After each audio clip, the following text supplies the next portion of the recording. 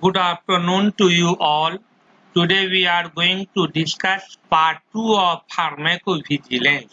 Today's points of discussion are application of pharmacovigilance, terminology, post-marketing surveillance, pharmacovigilance programs of India, World Health Organization programs for international drug monitoring, pharmacovigilance of medical devices, as well as pharmacovigilance of herbal medicines. Coming to the first point, application of pharmacovigilance.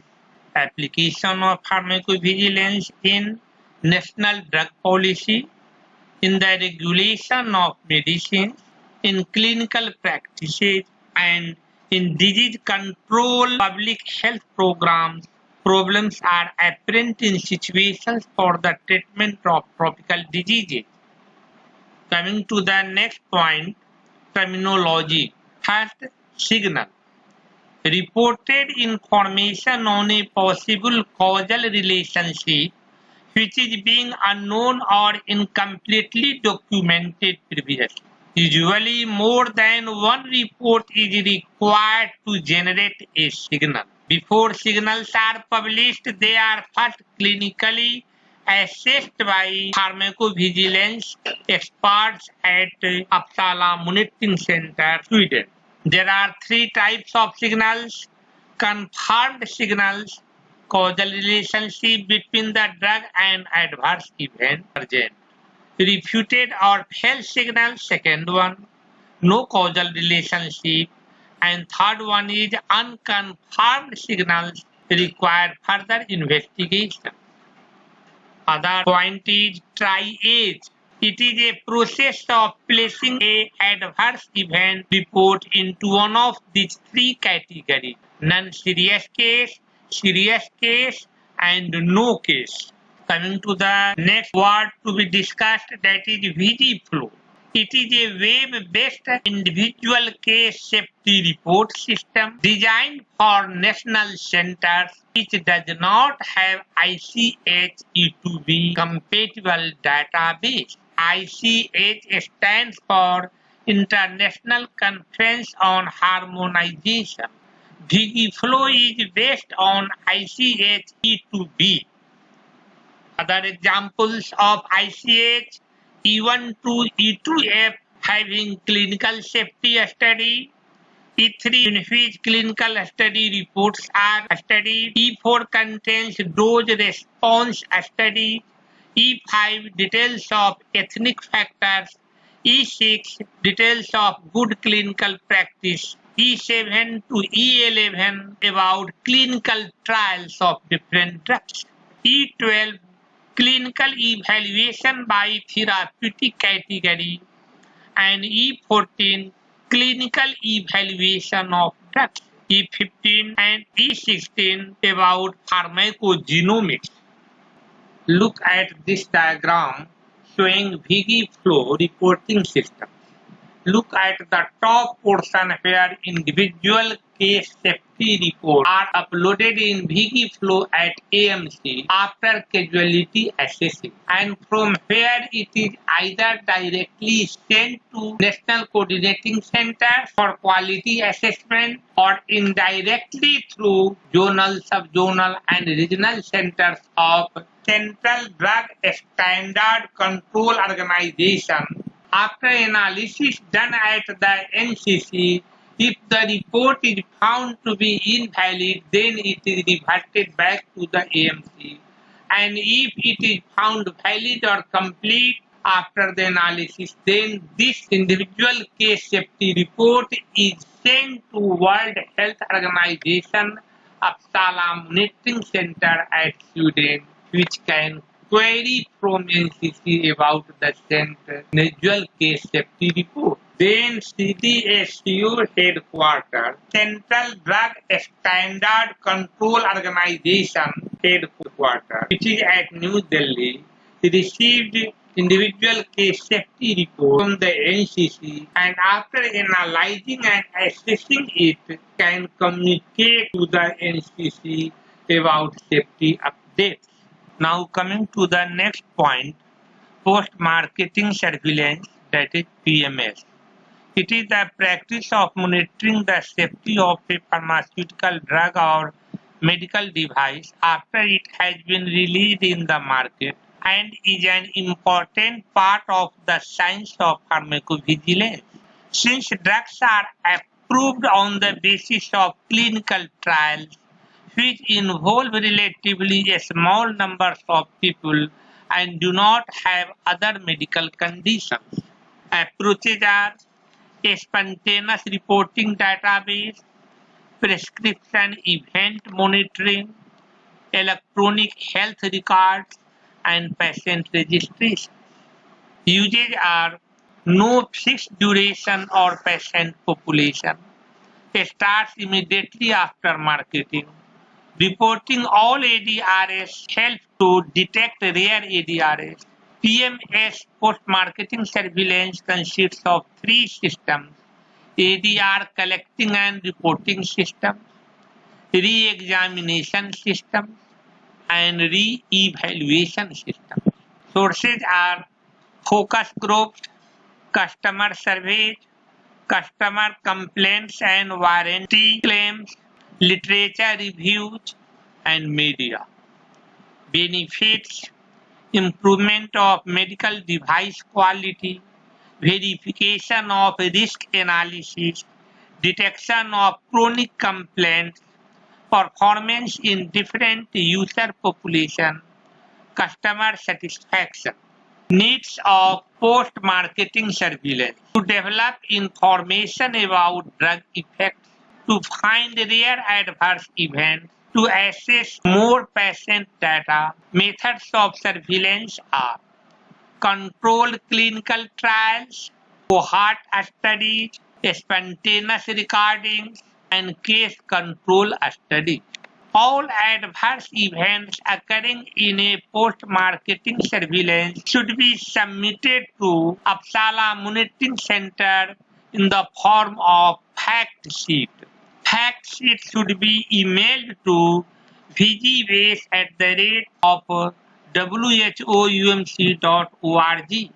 Confirmation of received cases will be sent within 3 days. Case report format ICH E2B and both serious and non-serious cases should be submitted. Reporter qualification should be specified in the ICSR. ICSR on veterinary medicines, cosmetics should not be submitted to UMC.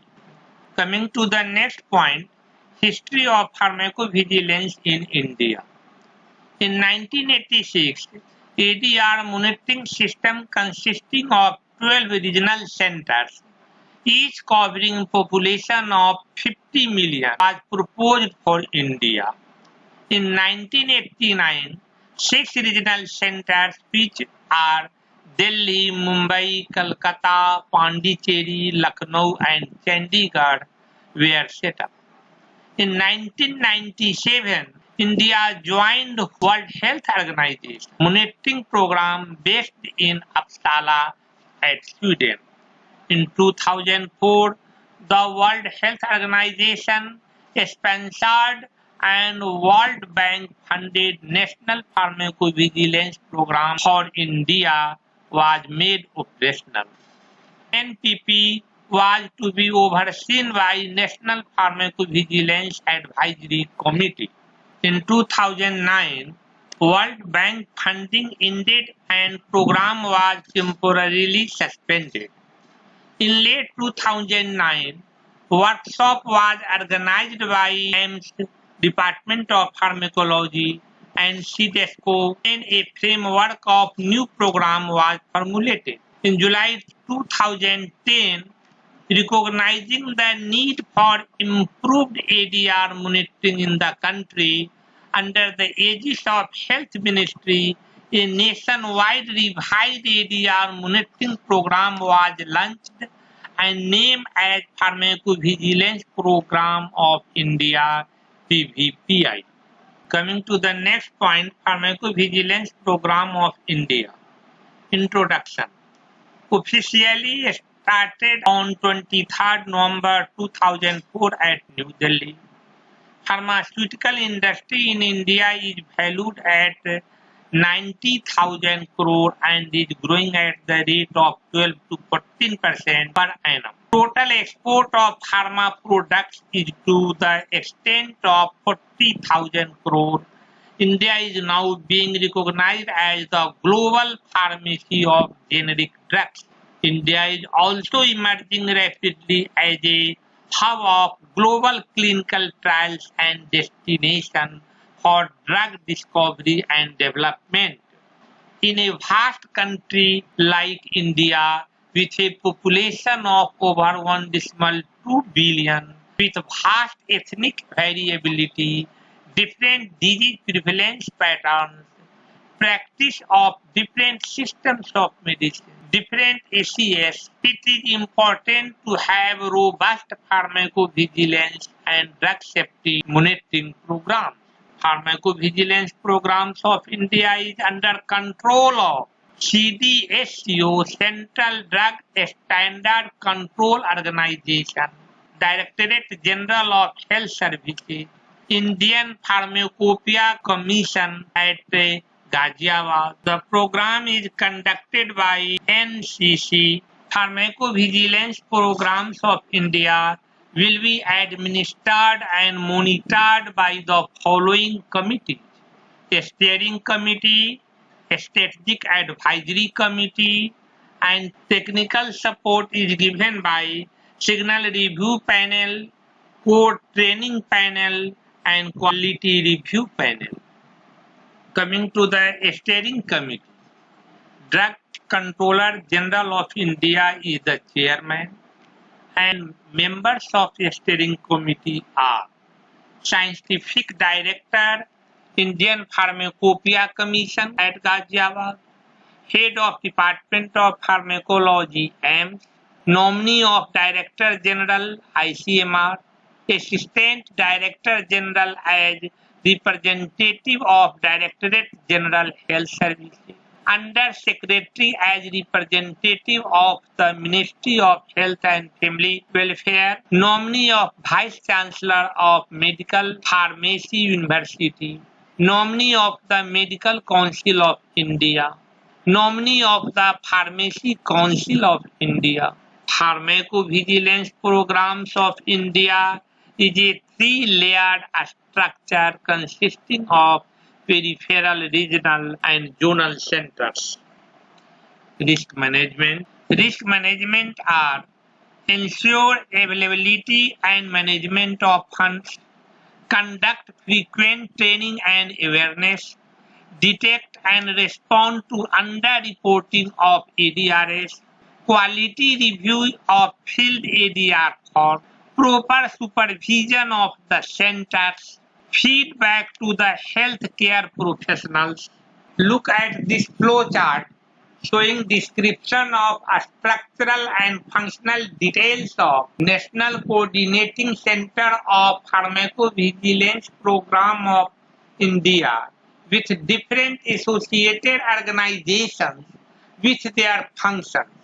In the center of the flow chart, NCC has been shown, which is for its proper functional efficiency linked to different specific organizations for communications and instruction. Firstly, NCC is linked to CDSCO, whose function is to take appropriate regulatory decisions and the basis of recommendations made by NCC to propagate medicine safety related decisions to stakeholders.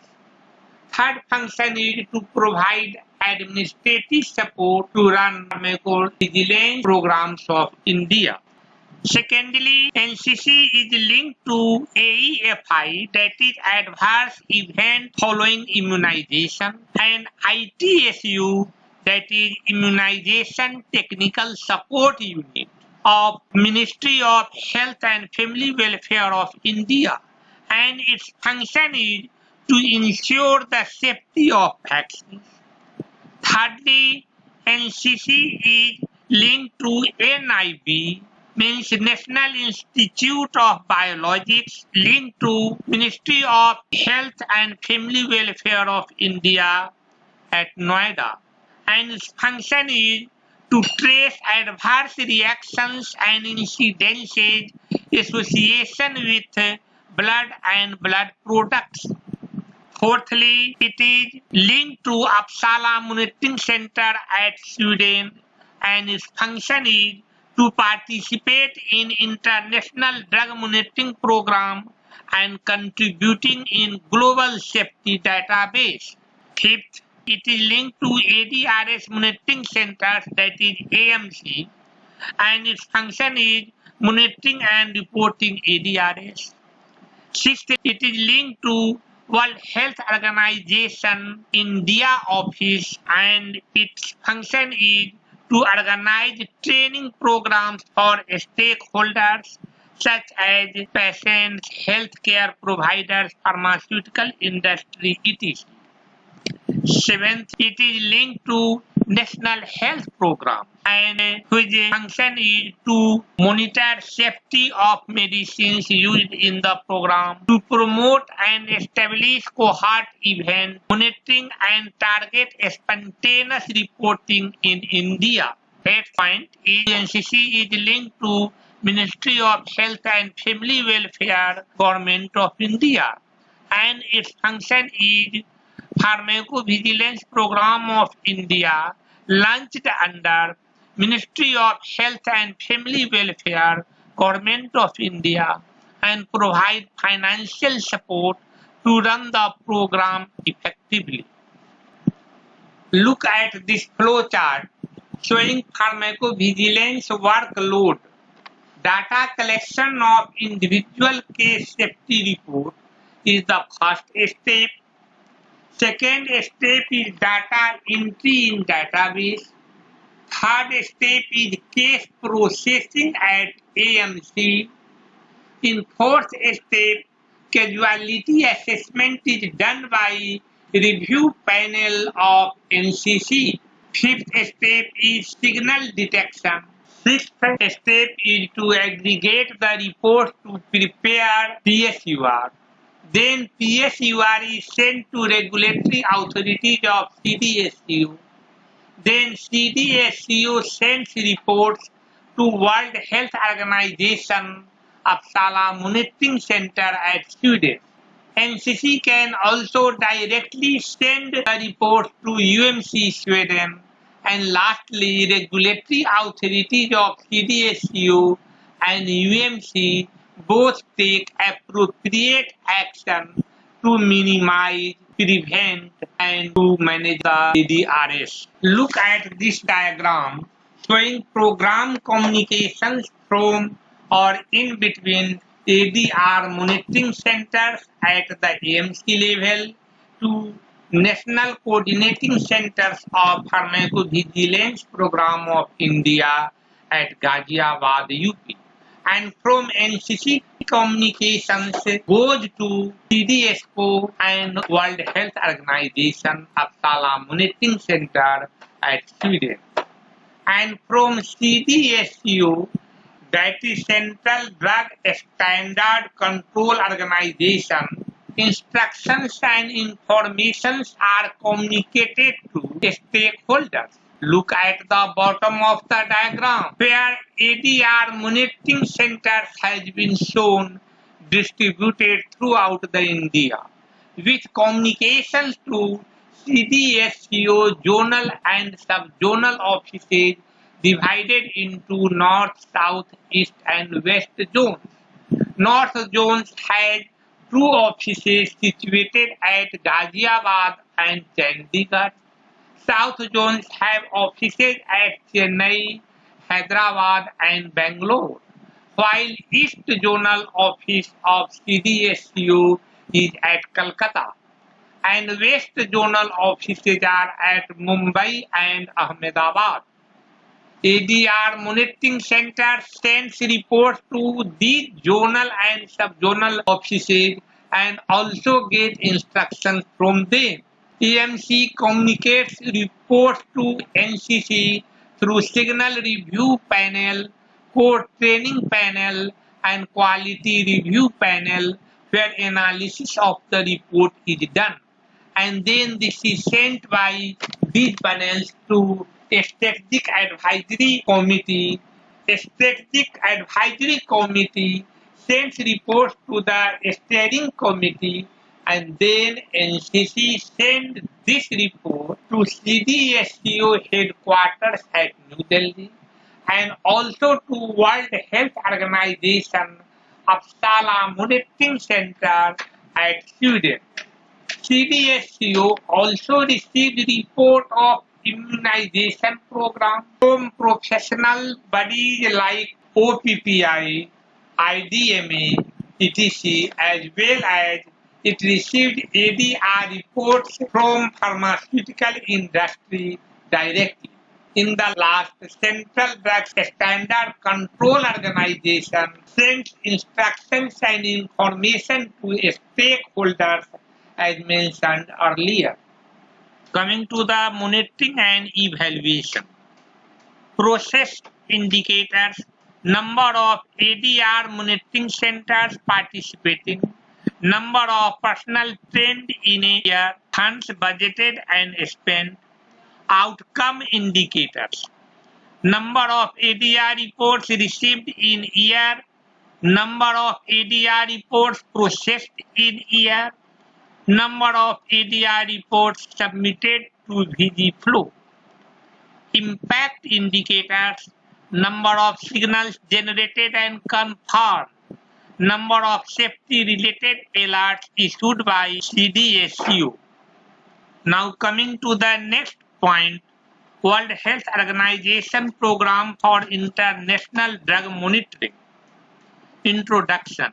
It was started in 1978. It is known as World Health Organization Program for International Drug Monitoring, which is located in Uppsala, Sweden. As of October 2013, 117 countries have joined this program. Functions of World Health Organization for International Drug Monitoring. Identification and analysis of new ADR signals from national centers and sent to the World Health Organization ICSR database. Provision of the World Health Organization database as a reference source. Information exchange between WHO UMC national centers through VGMed. Publications, newsletters, guidelines, and books in the pharmacovigilance. Fifth function is supplying tools like World Health Organization Drug Dictionary and World Health Organization Adverse Reaction Terminology. Training to national centers, maintaining of computer software VGFlow. Annual meetings, research on pharmacovigilance. Coming to the next point, pharmacovigilance of medical devices. Medical device reporting is the reporting of adverse events with medical devices. Next point, pharmacovigilance of herbal medicines. The safety of herbal medicines has become a major concern to both national health authorities and public. However, mass media reports of adverse events with herbal medicines can be incomplete and therefore misleading regarding the use of herbal medicines. Thanks to you all.